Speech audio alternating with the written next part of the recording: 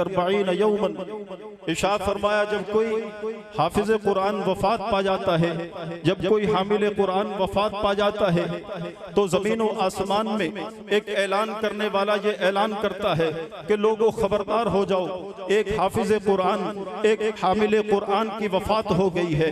और फरमाया जब इस हाफिज कुरान को कब्रिस्तान में दफन किया जाता है तो इसकी बरकत से पूरे कब्रिस्तान से 40 दिन के लिए अज़ाब कब्र को उठा लिया जाता है। मेरे दोस्तों, मैं इन दो वाक़यात से इस्तिदलाल करते हुए ये बात कहना चाहता हूँ कि जब ये वारिसाने पैगम्बर, जब ये अहले इल्म, जब ये हुफ़ाज़ इस इदारे में बैठकर रब का कुरान पढ़ते हैं, पैगम्बर का फरमान पढ़ते हैं, तो इन पर जो रब की रहमतों का नुज़ूल होता है, उनसे सिर्फ ये अहले कुरान ही मुस्तफ़ीद नहीं होते, बल्कि ये सारा मोहल्ला और सारा इलाका भी मुस्तफ़ीद होता है। और मेरे दोस्तों, इन मदारिस की अजमत को हम एक और अंदाज से समझते हैं। अल्लाह रब्बुल इज़्ज़त ने हम सबको एक खूबसूरत जिस्म से नवाजा है और हमारा ये जिस्म मुख्तलिफ आज़ा पर मुश्तमिल है। हमारे इस वजूद में अल्लाह रब्बुल इज़्ज़त ने 2 कान भी रखे हैं, हमारे इस वजूद में अल्लाह ने 2 आंखें भी रखी हैं, हमारे इस वजूद में 2 हाथ भी रखे हैं, हमारे इस वजूद में 2 पाँव भी रखे हैं, हमारे सीने में एक धड़कता हुआ दिल भी मौजूद है। लेकिन मेरे दोस्तों, इन सब आज़ा का बादशाह और सरदार जिसे कहा गया वो दिल है। अब अगर कोई ये सवाल करे कि जनाबे वाला बाकी आज़ा के मुकाबले में दिल को ही बादशाह क्यों कहा गया, सरदार क्यों कहा गया, किसी और उज़्व को भी बादशाह और सरदार कहा जा सकता था, तो इसका जवाब ये है कि जनाबे वाला दिल को जो बाकी आज़ा के मुकाबले में मुकाम और मर्तबा हासिल है वो इसके कलीदी किरदार की वजह से है। वो इस तरह के अल्लाह ने दिल को मरकज़े हयात बनाया है। अगर किसी का कान कट जाए तो इंसान पर मौत तारी नहीं होती, बल्कि वो जिंदा रहता है। अगर किसी की आंख जाया हो जाए, अगर किसी का हाथ कट जाए, अगर किसी का पाँव कट जाए तो इंसान पर मौत तारी नहीं होती, बल्कि वो जिंदा रहता है। लेकिन अगर किसी का दिल धड़कना बंद कर दे तो इंसान मौत की आगोश में चला जाता है, उस पर मौत तारी हो जाती है। बिल्कुल इसी तरह अल्लाह रब्बुल इज़्ज़त ने बाकी आज़ा के मुकाबले में जैसे दिल को सारे वजूद का बादशाह, सरदार और मरकज़े हयात बनाया है, इसी तरह अल्लाह रब्बुल इज़्ज़त ने इस पूरी रुए ज़मीन का बादशाह, इस पूरी रुए ज़मीन का सरदार और ईमान का मरकज़े हयात इन मदारिस को बनाया है। जैसे आसमान पर चांद सूरज सितारों से आसमान की खूबसूरती नजर आती है, इसी तरह ज़मीन पर पूरी ज़मीन की खूबसूरती इन मसाजिद और मदारिस से है। और मेरे दोस्तों, इसलिए मेरे पैगम्बर ने इरशाद फरमाया था कि जब आसमान पर चांद और सूरज सितारे समझते हैं और जिन जगहों पर रब का कुरान पढ़ा जाता है तो वो जगह आसमान के फरिश्तों को ऐसे चमकती हुई नजर आती है जैसे रात के वक्त अहले दुनिया को आसमान पर चांद सूरज, आसमान पर सितारे चमकते हुए नजर आते हैं। और मेरे दोस्तों, जिस इंसान के दिल में सीने में दिल न हो तो उस पर जिस्मानी मौत तारी हो जाती है। इसी तरह जिन इलाकों में, जिन मोहल्लों में मदरसा न हो तो उस इलाके के अवाम और कौम जो है वो रूहानी मौत का शिकार हो जाती है। ये इन मदारिस की अज़मत है। और हमें ये सोचना चाहिए कि हमने इन मदारिस को क्या दिया और इन्होंने हमें क्या दिया।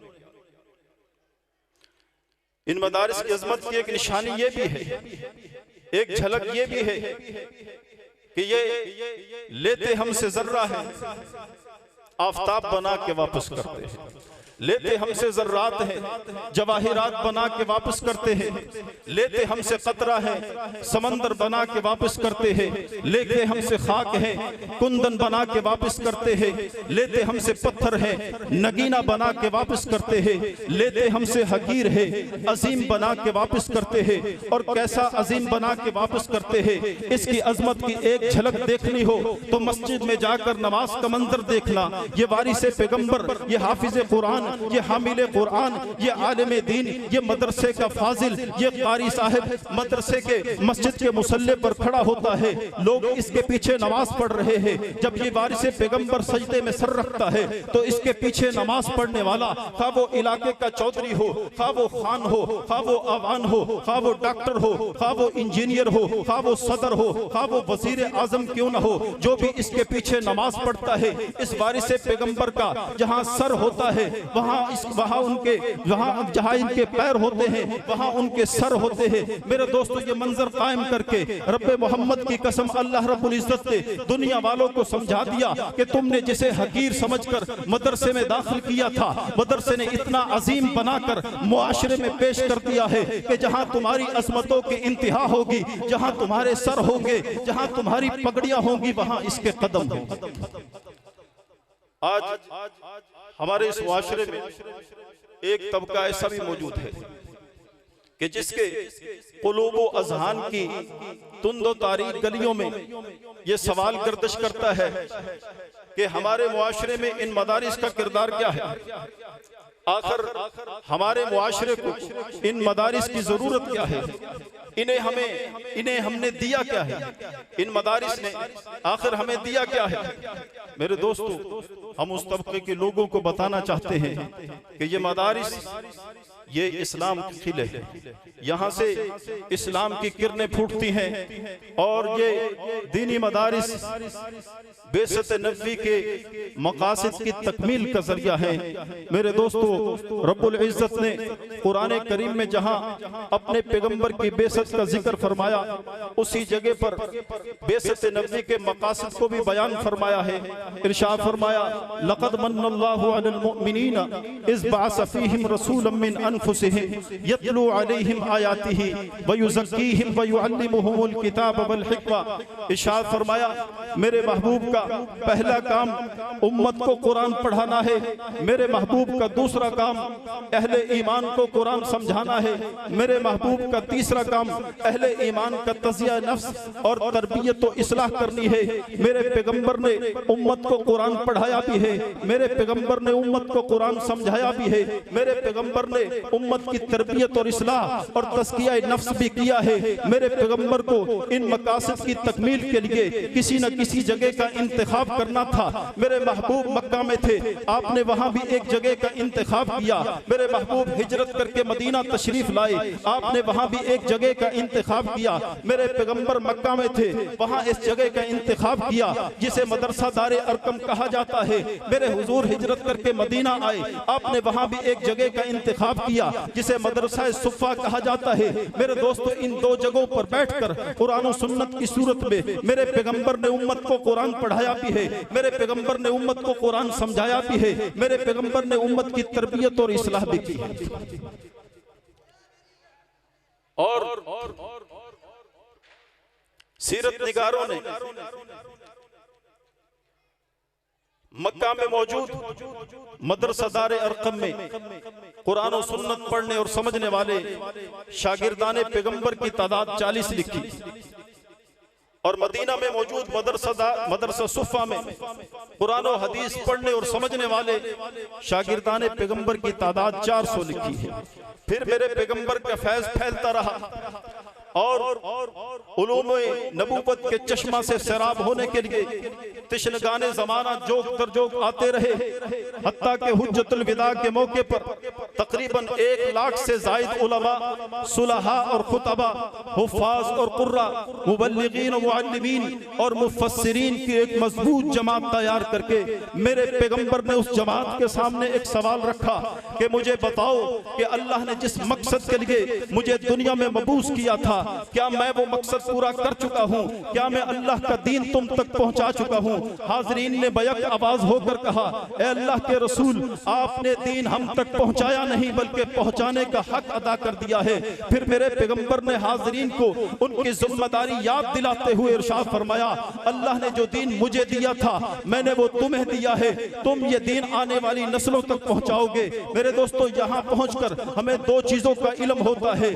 पहली चीज़ तो ये है कि ये दीनी मदारिस आज की बुनियाद नहीं है, इनका रिश्ता, इनका नाता, इनकी निस्बत, इनकी तारीख आज से 1450 साल पहले मेरे पैगंबर के कायम करदा 2 मदारिस मदरसा दारे अरकम और सुफ़ा से मिलती है। दूसरी बात हमें ये मालूम होती है, मेरे पैगंबर ने अपने ज़माने के लोगों को खुद कुरान पढ़ाया है, खुद कुरान समझाया है, खुद उनकी तरबियत और इस्लाह की है और मुस्तक़बिल में आने वाली नस्लों को उलूम-ए नबूवत के चश्मा से सैराब करने के लिए एक मजबूत जमात तैयार करके दी है, इसलिए कि अल्लाह रब्बुल इज्जत ने अपने महबूब को आखिरी नबी बनाकर भेजा था। इसीलिए हुजूर नबी करीम सल्लल्लाहु अलैहि वसल्लम ने इस जिम्मेदारी को समझते हुए एक मुनज़्ज़म जमात तरतीब तश्कील दी और उनके ज़िम्मे ये काम लगाया कि जो दीन मैंने तुम तक पहुंचाया है, दीन अगली नस्लों तक पहुंचाना अब तुम्हारी जिम्मेदारी है। मेरे दोस्तों, ये तरतीब चलती रही और ये दीन सिलसिला बसिलसिला बर्रे सगीर पहुंचता है। 1857 की जंगे आजादी लड़ी गई। अंग्रेजी साम्राज्य ने ना रहेगा बांस ना बजेगी बांसुरी, इस उसूल के तहत दीन इस्लाम को मिटाने के लिए एक कसीर तादाद में उलमा और तुलबा को शहीद किया। जिंदा बच जाने वाले उलमा सर जोड़ कर बैठ गए और इस सोच में डूब कर ये खतरा महसूस करने लगे कि अगर दीन की बका के लिए कोई मुअस्सर रास्ता ना निकाला गया तो रहे सहे मुसलमानों और आने वाली नस्लों का ईमान खतरे में पड़ जाएगा और अंग्रेज अपनी सकाफत, अपना कल्चर, अपनी तहजीब, अपना तमद्दुन मुसलमानों में मुंतकिल कर देगा। अल्लाह करोड़ों रहमत नाजिल फरमाए हमारे अकाबिरीन पर कि उन्होंने सुन्नत नबी को जिंदा करते हुए एक अनार के दरख्त के नीचे एक मदरसे का आगाज किया जो आगे चलकर दारुल उलूम देवबंद के नाम से मशहूर हुआ।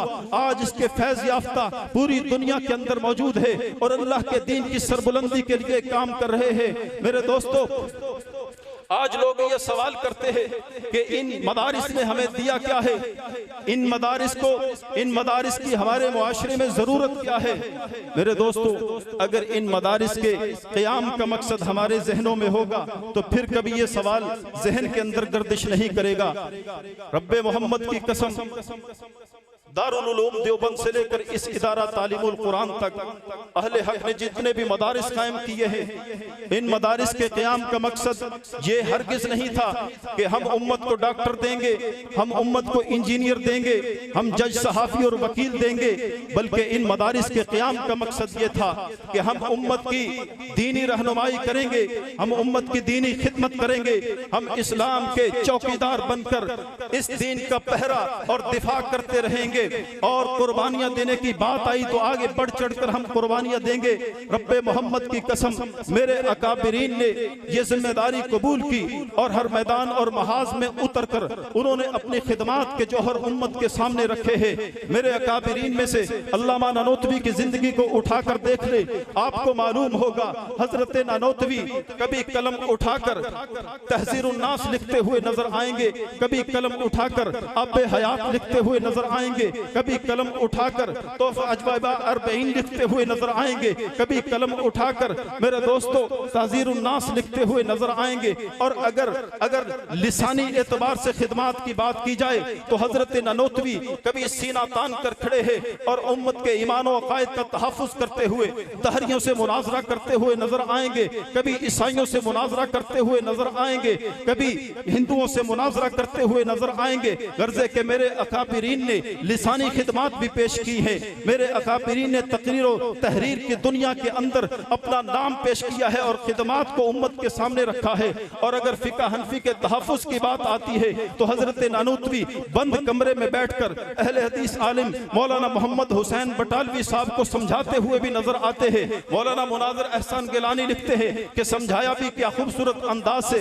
मौलाना बटालवी ने हजरत नानोतवी को यह पैगाम भेजा कि हजरत मैं कुछ मसाइल पर आपसे गुफ्तगू करना चाहता हूँ। हजरत ने इजाजत दे दी। मौलाना बटालवी ने शर्त लगाई कि मैं गुफ्तगू बंद कमरे में बैठकर करना चाहता हूँ, मजमा आम में लोगों के सामने मैं गुफ्तगू नहीं करूंगा। हजरत ने इजाजत दे दी। मौलाना बटालवी तशरीफ लाए, बंद कमरे में बैठ के गुफ्तगू शुरू हुई। मौलाना महमूद अल हसन देवबंदी रहमतुल्लाह अलैह जो उस वक्त तालिब इल्म थे फरमाते हैं मैं दरवाजे से कान लगा कर बैठ गया और सारी गुफ्तगू में सुनता रहा। मौलाना बटालवी सवाल करते हैं, हजरत नानोतवी जवाब देते हैं। मौलाना बटालवी फिर सवाल करते हैं, हजरत नानोतवी फिर जवाब देते हैं। सवालों जवाब का यह सिलसिला काफी देर चलता रहा। जब मौलाना बटालवी अपने तमाम सवालात रख चुके और मौलाना नानोतवी तमाम सवालों के जवाब दे चुके तो मौलाना बटालवी उठकर जाने लगे। जाते जाते हजरत को एक जुमला कहा और कहने लगे कि मौलाना नानोतवी मैंने आपका इल्म देखा है,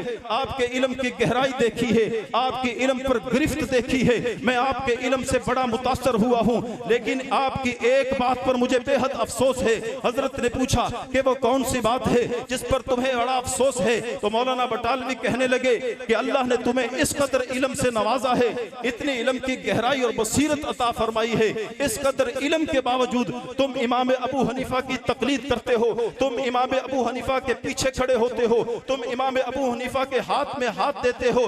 मौलाना बटालवी ने जब ये सवाल जब ये जुमला कहा, हजरत नानोतवी मुस्कुरा दिए। मेरे दोस्तों, अगर कोई ये जुमला आज हमें कहते तो हम फूले नहीं समाएंगे। वो तो मौलाना बटालवी थे ना, वो तो हजरत हाजी साहब के तरबियत याफ्ता थे। मौलाना इमदादुल्लाह मुहाजिर मक्की के उनको हाथ लगे थे। हजरत मुस्कुराए और पलटकर फौरन जवाब दिया कि तुम्हें मुझ पर अफसोस जरूर होगा, लेकिन मुझे इससे ज्यादा अफसोस तुम पर है। फरमाया कि वो किस बात पर अफसोस है? हजरत ने फरमाया कि अल्लाह ने मुझे इतना इल्म दिया है, मैं फिर भी बात इमाम अबू हनीफा की मानता हूँ। मुझे अल्लाह ने इतना इल्म दिया है, मैं फिर भी इमाम अबू हनीफा के पीछे चलता हूँ। तुझे इल्म भी नहीं दिया, चंद सवाल हैं वो भी किसी तुक्के के नहीं है, तो फिर भी बात इमाम आजम अबू हनीफा की नहीं मानता।